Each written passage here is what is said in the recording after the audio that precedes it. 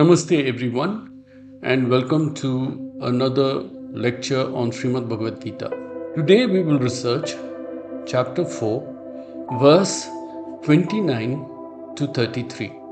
In the outgoing breath, people sacrifice incoming breath, yet others sacrifice incoming breath in the outgoing breath. Controlling the speed of incoming and outgoing breath and restraining it becomes the principal focus. Now, let us look at the first part. In the outgoing breath, people sacrifice incoming breath. So, the incoming breath is called Puraka and the outgoing breath is called Rechaka.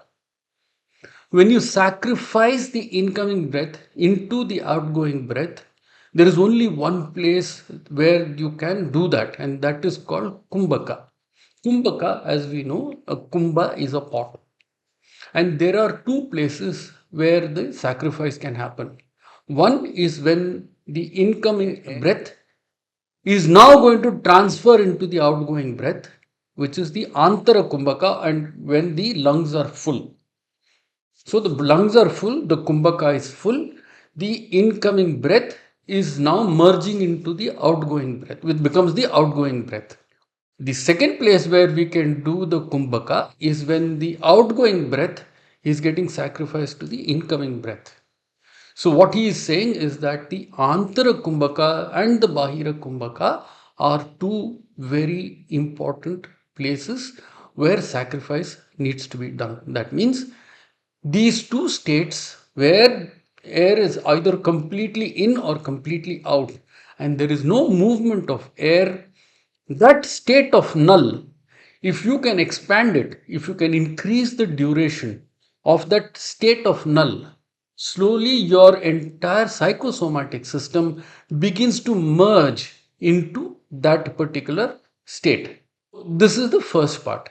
He goes further to explain how you can actually increase the other aspects as well, improve upon the other aspects of incoming breath and outgoing breath. What he says is controlling the speed of incoming and outgoing breath and restraining it becomes the principal focus. So, speed of incoming breath and restraining of the breath. Now, let us look at the breathing physiology. Breath enters the nostril, it goes through the septum and enters your nasal cavity. When it enters the nasal cavity, there are three veins and these guide the air upwards and over the sphenoidal sinus, which is somewhere here. The sphenoidal sinus is like a drum. So when the air is agitated, it will vibrate a little more. If the air is not agitated, then obviously the vibration of the sphenoidal sinus is that much lesser. In front of the sphenoidal sinus is the olfactory receptors. The amount of agitation these two get signals the amygdala to then take the sensory inputs to check whether there is a danger or not. So when the amygdala determines the situation, it then sends a signal to the HPA, that is the hypothalamus, pituitary and adrenaline axis, which then does two things. One is it floods the system with adrenaline and catecholamines to prepare for reaction. And the second thing that it does is that it directs the flow of blood from non-important areas to important areas. Like for instance, it will take the blood from the stomach to the muscular system. But suppose you have eaten food, the stomach also needs that blood to ensure digestion. So, and we have only so much blood in the system. So, when you do not optimize the flow of blood, then automatically there is a deficiency somewhere that will happen. This is why when we do pranayama, the key area which we need to do is to ensure that when we are breathing in, the diaphragm goes down, creates a negative pressure, and when this negative pressure is created, air comes inside. This can be done in two ways. One is by relaxing the abdomen, using the abdomen to bring the diaphragm down so that there is a negative pressure created, and then thereafter the air comes in. Another thing that we can do is using the chest to expand and the diaphragm to go down, and then we can breathe. When we use the abdomen to breathe, then we are using the natural capability of the body to breathe rather than using our reflex system to breathe. The way to get the speed controlled is to focus at the nostril. Now, if you will pay attention to the nostril, if you breathe hard, the nostril will go out.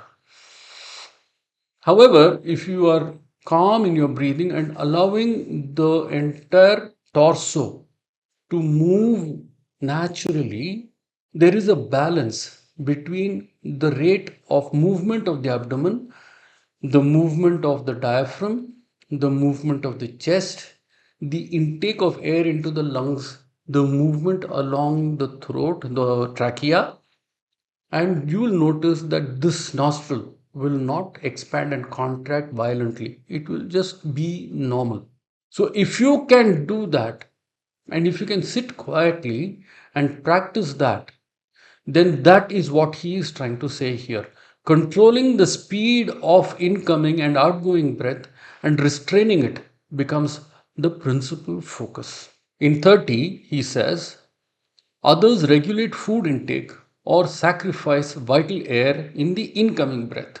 Also, all these that no sacrifice get their impurities destroyed by sacrifice. Regulation of food intake is a very ancient method of controlling ourselves. This is called tapas.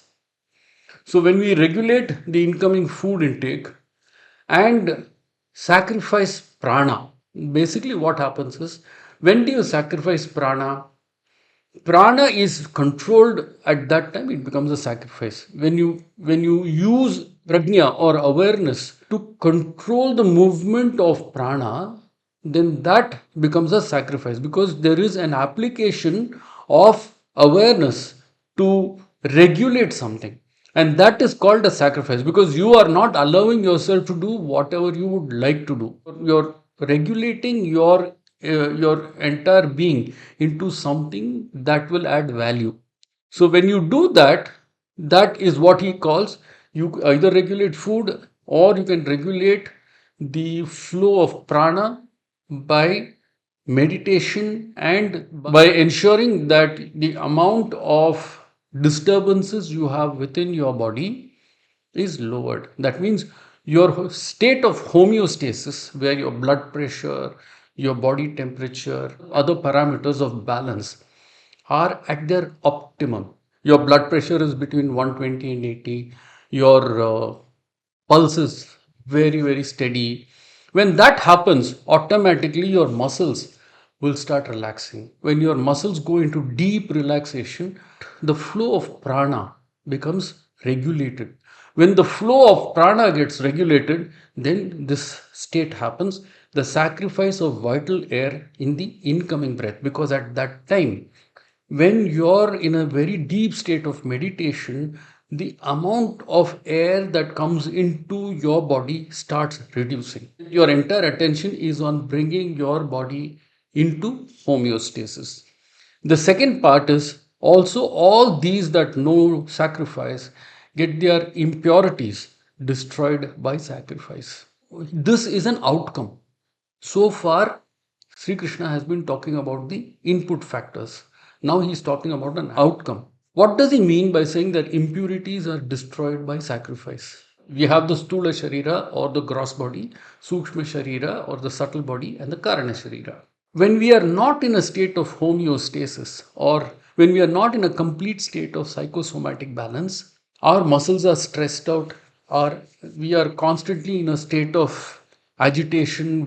When that happens, you are using up more resources than you need. You're using resources unnecessarily. So actually your requirement of resources increases.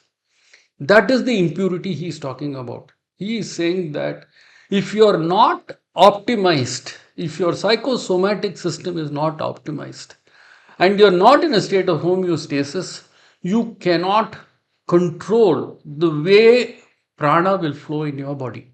If you do not control the flow of prana, what happens is that you will thereafter increase stresses, and these stresses will stop you from thinking clearly, from being able to get over the fear of change. The fear of your attachment to the body will not be released.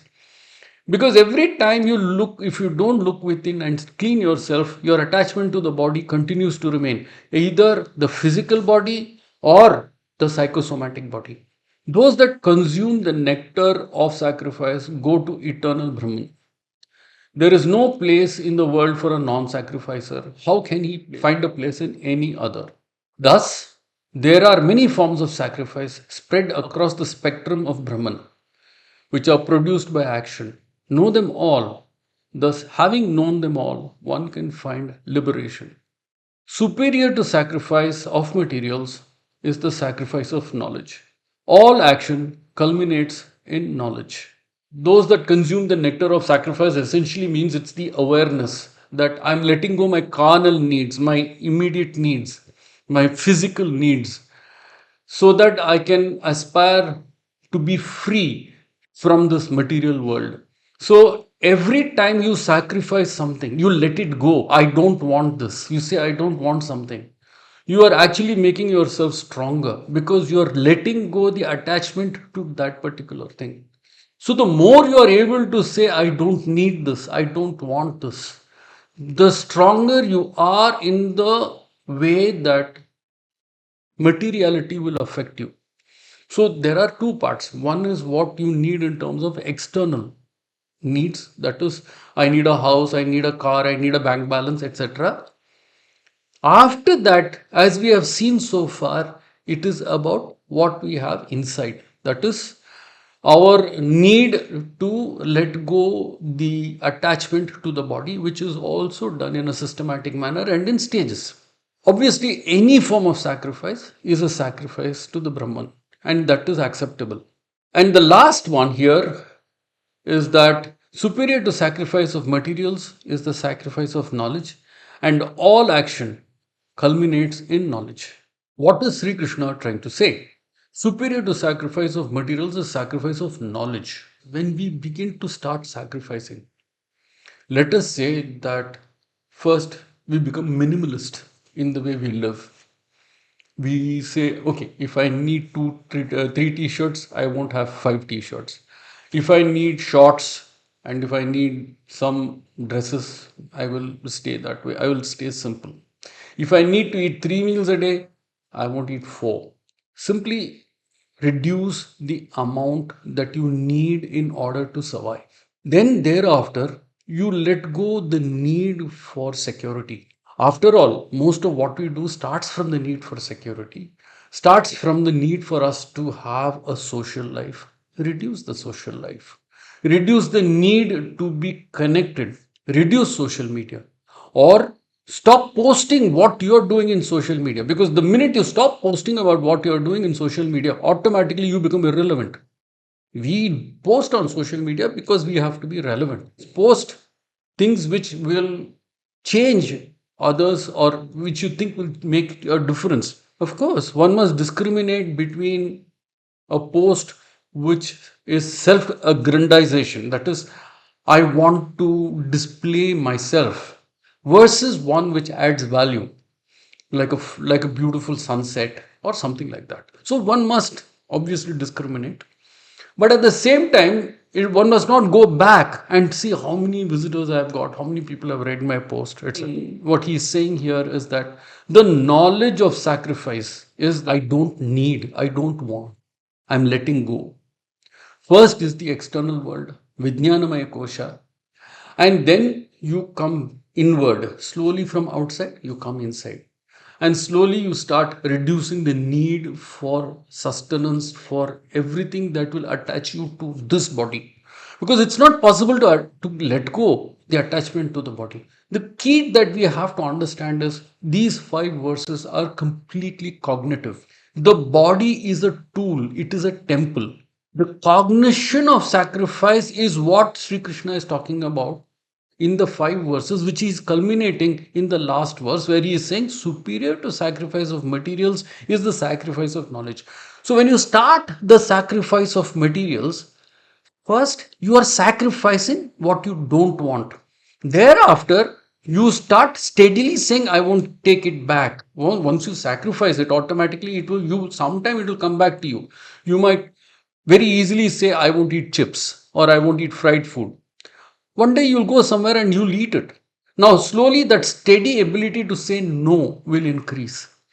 Thereafter, you start making a habit of letting go things you don't want and then things you like. That is very difficult. Once you start letting go things you like, that means you are letting go of your habits. The minute you start letting go of your habits, really the kind of pressure that you come under becomes very high, because your body says there is a psychosomatic reaction. It says, no, I need this, I'm not going to let go. But as you begin to do that, the knowledge of sacrifice, you become more and more engrossed in the sacrifice. You become more and more engrossed in finding ways to get out of the clutch of that habit. When that happens, the knowledge of sacrifice begins to increase.